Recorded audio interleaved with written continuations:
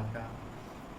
चलिए, SBC classing class 12 and Hindi और English दो विषय में इसमें करेंगे। अब इसका जो हमारा आईडी रहेगा SBC class 12 science S batch, इसमें खाली क्लास 12 एंड प्लेटफॉर्म में पढ़ाया जाएगा। हमने हिंदी व्याकरण आज से शुरू कर रहे हैं। हिंदी व्याकरण पार्ट 1, पार्ट 2, पार्ट 3 इस तरह से। तो यहाँ हमने बताया है कि जो मेन बिहार बोर्ड परीक्षा में पूछा जाता है उसका ऑब्जेक्टिव किस रूप में होता है। जैसे कि यहाँ लिखा है कि अंतस्थ अल्पप्राण। देखो, अंतस्थ स्वरवर्ण या अल्पप्राण दोनों एक ही होता है। जैसे कि प्रत्येक अक्षर का पहला तीसरा अल्पप्राण करते हैं, तो प्रत्येक अक्षर का पहला तीसरा और पांचवा अक्षर होना चाहिए मौजूद, उसको ही अल्पप्राण करते हैं। जैसे का घ अंग, तो इसको हमने अपने डिवाइड से इसको कर दिया है 135 का इसमें एक सूत्र लगता है। तो हमने इस रूप में जैसे का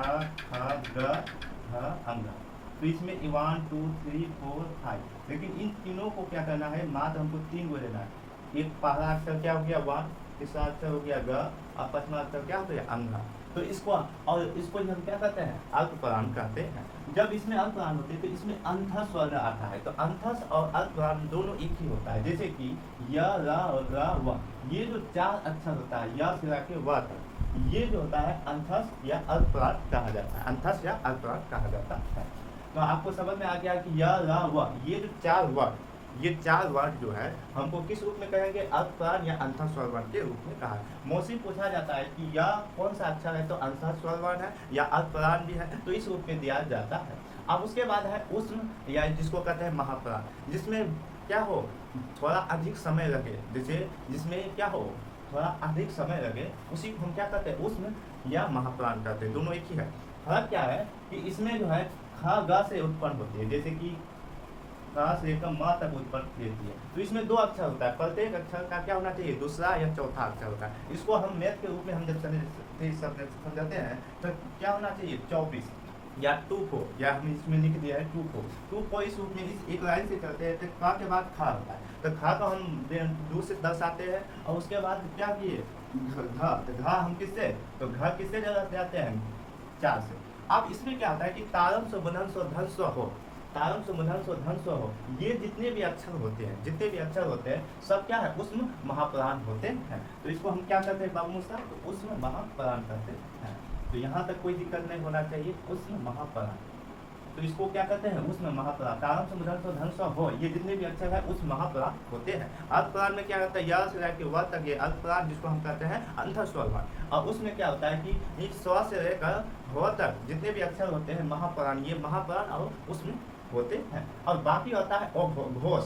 घोष जो शब्द होता है कि वैसे शब्द जिसमें क्या हो, क्या है, तीसरा चौथा पांचवा ये अक्षर क्या हो, मौजूद हो। हमने आपको बताया है कि एक लाइन से हम इसको लिखे हैं 345। घोष का सूत्र होता है 345, ग घ अंग, इस रूप में होगा च छ, तो ये 2 नहीं होगा, ज झ यो, तो ये अक्षर होता है किसमें, हमको घोष का जो रूप होता है क से लेकर प के अंत तक, यानी म के अंत तक होता है। तो अवघास का मतलब होता है बाल, जिसमें क ख च छ ज झ, तो इस रूप में क्या होता है घोष का रूप में। घोष कहता है जिसमें क्या हो, 1 हो और 2 हो, पहला अक्षर और दूसरा अक्षर। घोष का मतलब होता है जिसमें तीसरा चौथा पांचवा, घोष का मतलब तीसरा चौथा पांचवा।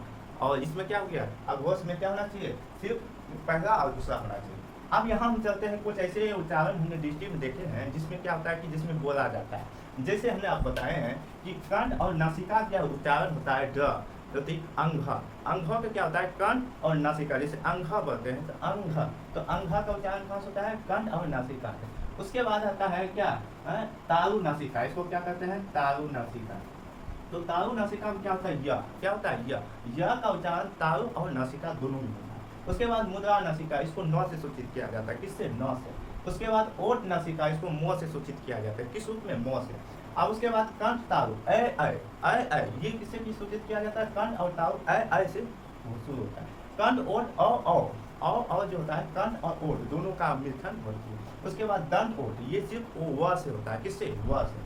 अब यहाँ सामने हमने बताया है कि ये जो होता है कंठ से लेकर ओट तक 1 2 3 एकदम 5 प्रकार की सूत्र होती है। बाकी जो होते हैं, बाकी इसके अलावा कुछ और भी स्वर्ण होते हैं। जैसे कंठ में आपको ध्यान देना चाहिए कि कंठ में ओ आ और बाकी ह और विसर्ग, क्या है, ओ आ ह विसर्ग। ये जो 4 अक्षर है ये कंठ से शुरू होता है, बाकी कंठ को वर्ग के पूरा का खा ग घ अंग, ये जो कंठ है तो कंठ के यहाँ से उत्पन्न होता है, जैसे का खा ग घ अंग, तो इसमें कोई जी का स्पर्श नहीं होता है, जिसको हम क्या कहते हैं कंठ से अब यहाँ पूछा जाता है क्वेश्चन कि ह का उच्चारण स्थान किससे होता है, तो कंठ से, ह का उच्चारण स्थान कंठ से, ह का उच्चारण स्थान कंठ से, उसके बाद विसर्ग का उच्चारण स्थान कंठ से, उसके बाद तालु का उच्चारण किस रूप में होता है, जैसे हसई दुगई य सा, हसई दुगई य सा, तो हसई दुगई य सा, जैसे तालु, तालु मतलब ताल, ताल का मतलब च, तो च वर्ग, जितने भी च के वर्ग है च छ ज झ य, इसको हम क्या कहते हैं, तालु वर्ण कहते हैं, क्या कहते हैं, तालु उच्चारण कहते हैं। अब पूछा जाता है मुझसे स्व कौन सी उच्चारण है, तो हमको तालु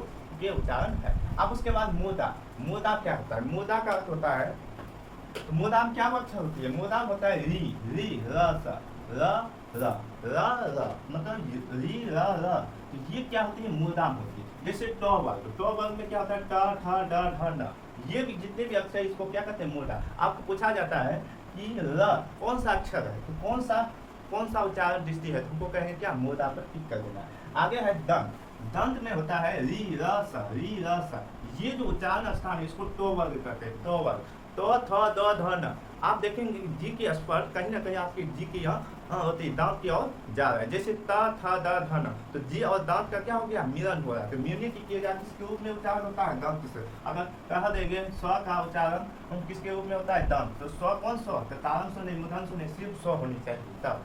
आप देखो ओट का उच्चारण स्थान कहाँ से होता है, ओट किस रूप में होता है, दुर्ग, हसऊ का दुधु का, हसऊ का दुधु का, ये जो अक्षर होता है पो वर्ग, तो पो वर्ग में प फ ब भ म, तो यहाँ से लेकर 5वां जो अक्षर हमने बताया है, क से लेकर प तक, तो प फ ब भ म, ये जो अक्षर होता है ओट से बोला जाता है।